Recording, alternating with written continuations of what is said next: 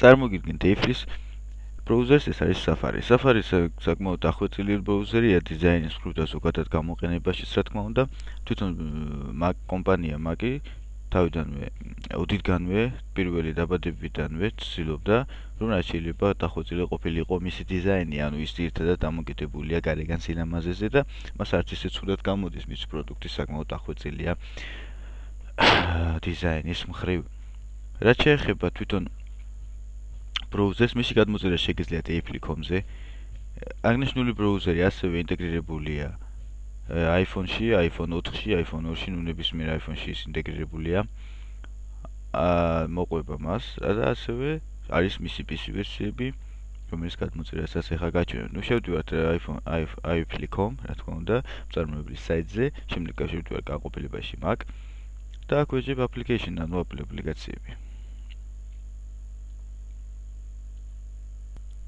ჩვენს წინ უკვე არის ბრაუზერი, აქ Mac-ს აქვს გარკვეული პროგრამები, რომლებიც გადმოწერათაც ასევე შეგიძლიათ აქედან ისინი. რა თქმა უნდა ძალიან საჭიროა, მაგრამ ამ შემთხვევაში ვეხები მხოლოდ ბრაუზერს და ბრაუზერის იკონიც აქ ჩანს, ვაწვევი Safari და ვაკეთებ მისი გადმოწერას PC-ისთვის, ანუ კომპიუტერისთვის. ჩვეულებრივ ის იმუშავებს Windows XP-ზეც, რა თქმა უნდა. ნუ ჩვეულებრივ Windows-ზე იმუშავებს, ანუ ის არ არის გაკუთვნილი მხოლოდ Linux-ისთვის. როგორც აქედან ჩანს, შეგვიძლია გადმოვიწეროთ XP-ს Vista-ს ან მეშვიდე ვერსიისთვის. ნუ ქვეყანა ჯორჯია, რა თქმა უნდა და ვაწვევი download now.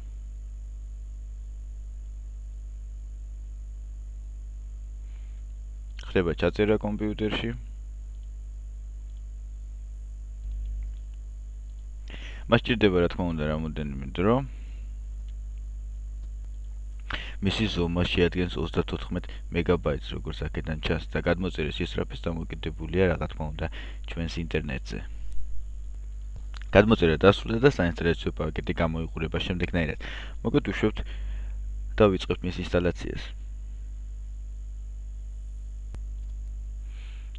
რა თქმა უნდა, ჩვენს წინ არის მოსასალმებელი პანჯარა, რომელიც ასე ვთქვათ, გვიწევს პროგრამას და საინსტალირებლად. მოკლედ აქ არის პროგრამის ვერსია, ვაწვევი next click და იგივე გამოგვიგდო ლიცენზია, რა თქმა უნდა, ვეთანხმები მას. ვაწვევი next. ადგილი თუ სად იქნება, ასევე შეგვიძლია დავაინსტალიოთ desktop-ზე, სხვადასხვა რაღაცები, აქ მოდი ავტომატური განახლებები და ასე შემდეგ. ნუ ამას თქვენ სურვილს ამ აირჩევთ, თუ გინდათ, ანუ ეკრანზე გამოჩნდეს იკონი, გააკეთოს ავტომატური განახლება და ასე შემდეგ. აქ არის კატეგორიას თუ სად მოხდება მის ინსტალაცია, ამ შემთხვევაში C-Disk-ზე პროგრამ ფაილებში და პაპკაში Safari. ვაწვევი install და მიდის ინსტალაციის პროცესი.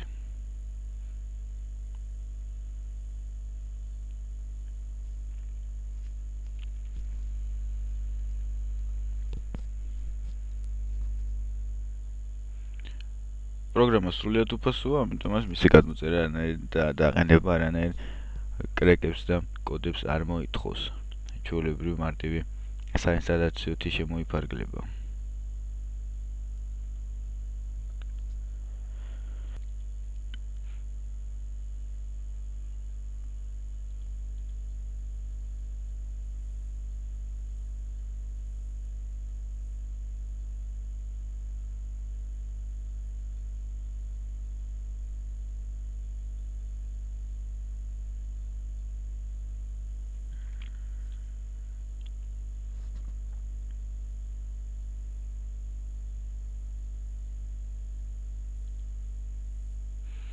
ინსტალაციის პროცესი დასრულდა.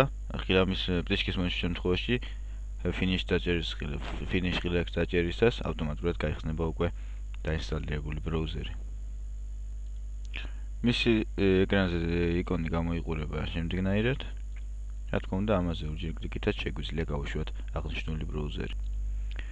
დიზაინის მხრივ საკმაოდ დახვეწილია, როგორც ერთი შეხედვით ჩანს, ასევე შეგვიძლია შევამოწმოთ მისი სისწრაფე.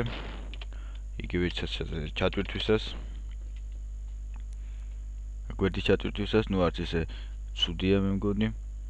მოკლედ საკმაოდ გამოსადეგი ბრაუზერია, ნამდვილად ცუდი არ არის, იგივე შეგვიძლია აქ სპიდიალების დამატება, შემოკლება, ასე შემდეგ, ნუ ეს ჩვენს ნებაზე სრულიად დამოკიდებული. თუ გიყენიათ ახლა უფრო უკეთესი Windows-ი, იგივე აჩვენებს ისტორიებს.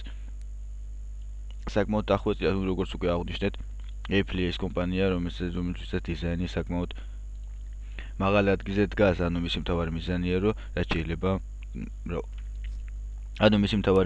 რომ რაც შეიძლება ლამაზად გამოიყურებოდეს მისი პროდუქტი.